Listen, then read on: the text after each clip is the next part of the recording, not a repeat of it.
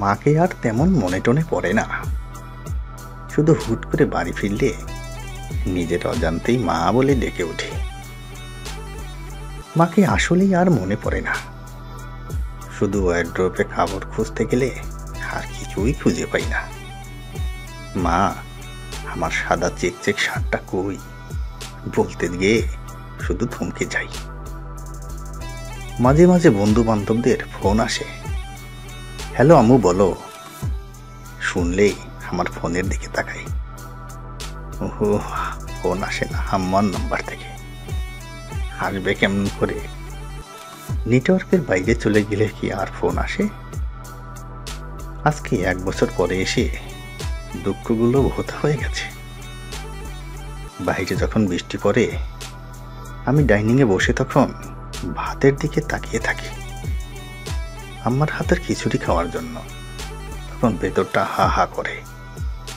খিচুড়ির কথা মনে পড়ে, কই মাকে তো আর মনে পড়ে না।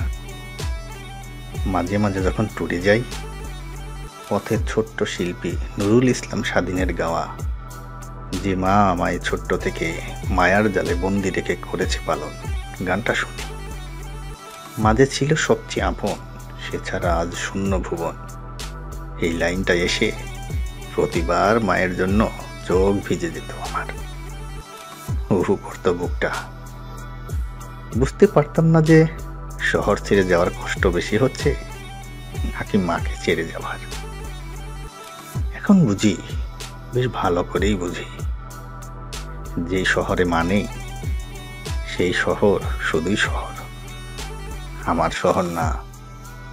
যে শহরে মানেই সেই শহরে আমার জন্য দুঃখ রান্না হয় 3 বেলা।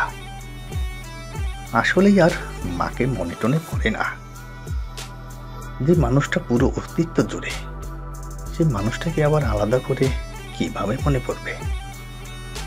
আগে মারে জড়িয়ে ধরতে পারতাম, ছুঁইতে পারতাম। এখন মা থাকে প্রতিটি হাহাকারে, প্রতিটা কান্নায়, প্রতিটা যন্ত্রণায়, প্রতিটা অসুখে। এই যে ছবিটা, এই ছবিটা আমি প্রতিদিন ঘুমানোর আগে দেখি। প্রচন্ড কষ্টে যখন ঘুম আসে না, কাঁদতে কাঁদতে যখন চোখ জ্বালা শুরু করে, তখন এই ছবিটা দেখি আর নিজের বুঝতে আমার মা সাথেই আছে। মা আমার জন্য দোয়া করছে। মা ঘুমোচ্ছে, তুইও ঘুমায় যা।